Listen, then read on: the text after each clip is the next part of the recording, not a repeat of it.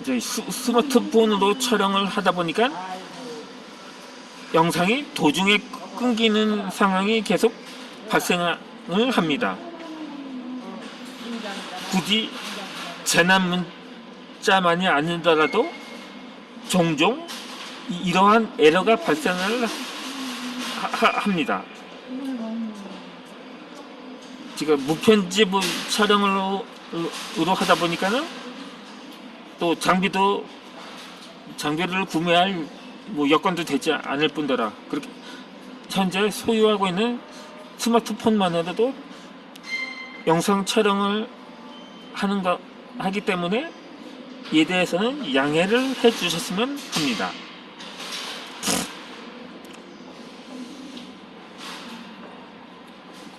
어느덧 이 첫 작품도 그러다 보니까 20페이지를 넘겼는데 소제목에까지 도달을 했군요. 그러면 계속해서 본문을 읽어드리도록 하겠습니다. 당시 가장 효과 빠른 설득법은 돈입니다. 이거 재밌겠는데? 내 마음이 흔들리는 것을 알아차리고 동석한 후배들이 추임새를 넣었습니다. 해보세요. 김민경 원장님보다 더 잘할 수 있을 거예요. 턱도 없는 비교이지만 칭찬은 고래를 춤추게 합니다. 결국 내 마음이 슬슬 춤추기 시작했습니다. 그럼 나도 한번 해볼까? 나의 유튜브는 이렇게 시동을 걸었습니다. 이외의 장소에서 이외의 기회에 새로운 세상을 만난 것입니다. 저에게도 이 책 속의 주인공처럼 지인들의 격려나 성원을 받았으면 좋았을 것입니다. 그렇게 생각을 합니다. 제가 이전에 유튜브를 몰랐을 때 직업 훈련을 받거나 봉사활동을 하던 중에 지인들이 평소에 이렇게 저에게 말을 하곤 했습니다. 내가 책을 쓴다고 하면 니까짓 게 무슨 작가냐, 쓸데없는 생각하지 말고 노가다라도 하라고 다그치듯이 말을 건네곤 했던 것입니다. 제가 몇 차례 언급을 했듯이 이전에 2년급 활동을 했었을 때는 그때 동료단원이 나에게 완전히 꿈을 포기하라는 듯한 뜻이 말을 해서 당시 몹시 언짢았는데 한 귀로 듣고 한 귀로 풀리라는 어른들의 말을 되새기면서 그 고집은 꺾지 않았던 거죠.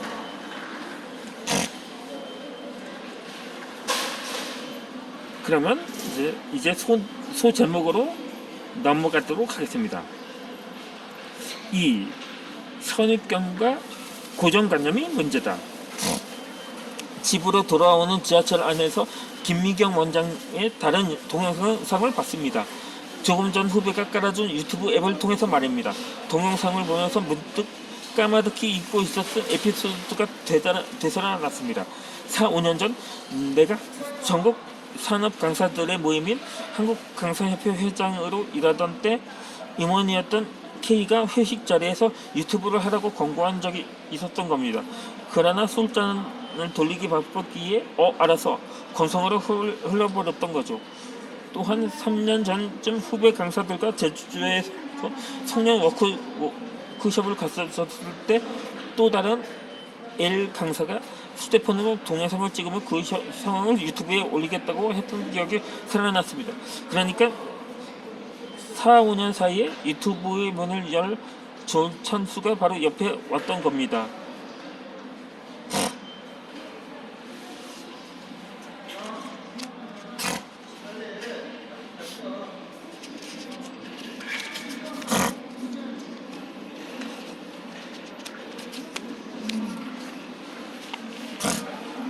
그걸 그냥 거쳐갔었던 거죠. 바로 선입견 때문입니다. 역시 선입견이 문제입니다. 이게 뭐야? 젊은 친구들이 장난하는 거구만. 연예인들이 자기 홍보하는 거잖아. 전면적으로 이걸로 사업하는 사람들이나 하는 거지. 저런 거 할 시간 있으면 책 한 권을 더 쓰겠다. 이런 선입견과 고집이 내 의식에 문을 꽉 닫고 있었더니 기회가 곁을 맴돌아도 보이지 않고 느껴지지 않았던 겁니다. 그때야말로 유튜브가 초기 시대였습니다. 진작했으면 지금쯤 베테랑이 됐을 거라는 아쉬움이 몸을 뒤로하며 지하철을 빠져나왔습니다. 아니, 제가 글로만 쓰는 책을 쓰는 작가가 된다고 하고 비웃거나 비아냥된 지인들이 대부분이었는데, 직접 말로 해야 하는 유튜브를 하고 있다면 뭐 상상만 해도 끔찍하다는 표현은 좀 지나쳤나요? 어찌되었든 제가 그랬습니다. 평소에 말도 떠듬고 발언도 부정확한 데다가 목소리도 이상한 내가 유튜브 영상을 찍는다는 것도 내 스스로 또 판단하기에도 무모한 짓이라고 판단된 거죠.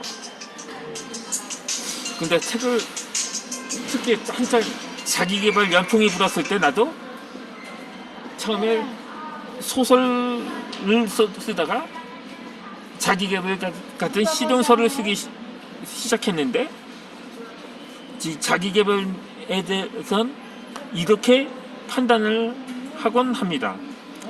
한창 자기계발 열풍이 불었을 때하고 오늘날의 차이가 있다는 거죠. 자기계발서요? 그거 성공한 사람들이 자기 이렇게 성공했다고 자랑하는 위해서 쓰는 거 아닌가요? 불과 한 5년 전만 하더라도 난 자기계발서를 읽으면서 희망을 보았고 새 출발을 할 수 있었다고 말한 것과는 대도적이었던 걸로 기억을 합니다. 그래서 뭐 유튜브로 전향을 한 것은 아닙니다. 그 책 내용을 보면서 그게 제가 뭐 사람들이 자극을 받을 수는 있겠죠. 하지만 오히려 99%가 긍정을 하면 1%는 부정을 하기도 합니다. 단지 그 1%를 바라보는 게 아니고 99%를 바라봐야겠죠. 저도 그렇게 생각을 합니다.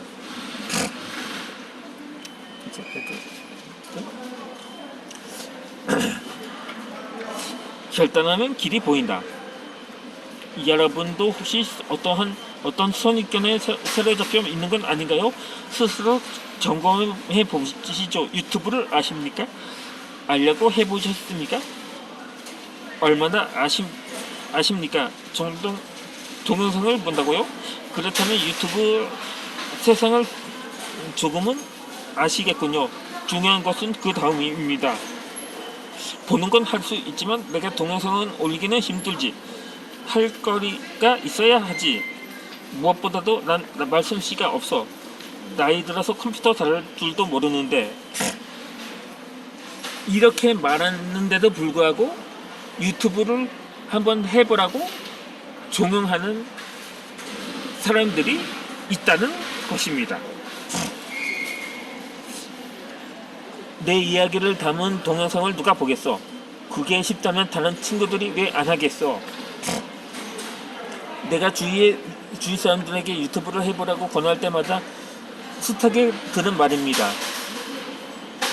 이렇게 생각하는 사람이 의외로 많습니다. 비교적 젊은 사람들은 저 항목들에 적게 해당되지만 나이 든 채직 세대는 거의 모든 항목에 해당됩니다. 이것이야말로 선입견입니다. 최근 2, 3년 사이에 유튜브에 대한 이야기가 워낙 넘쳐나서 많은 이들이 유튜브 세상을 알고 있으면서도 단지 시청자로만 머물며 자신이 직접 하지 않는 이유는 바로 저런 선입견 때문입니다. 선입견은 핑계입니다. 고정된 관념이며 쓸데없는 고집입니다. 자기 합리화라 할 수도 있겠네요. 이것을 버려야 결단할 수 있습니다. 생각을 바꾸는 것이야말로 유튜브에 뛰어드는 첫 걸음이요. 결단하는 것이 유튜브로 성공하는 으뜸 조건입니다. 하면 길이 보입니다. 생각을 바꾸면 안 되는 이유가 바로 되는 이유로 바뀝니다. 이제 30페이지까지 도달을 했는데 나머지 본문은 다음 영상을 통해서 읽어드리도록 하겠습니다. 오늘 영상은 여기서 마치도록 하겠습니다.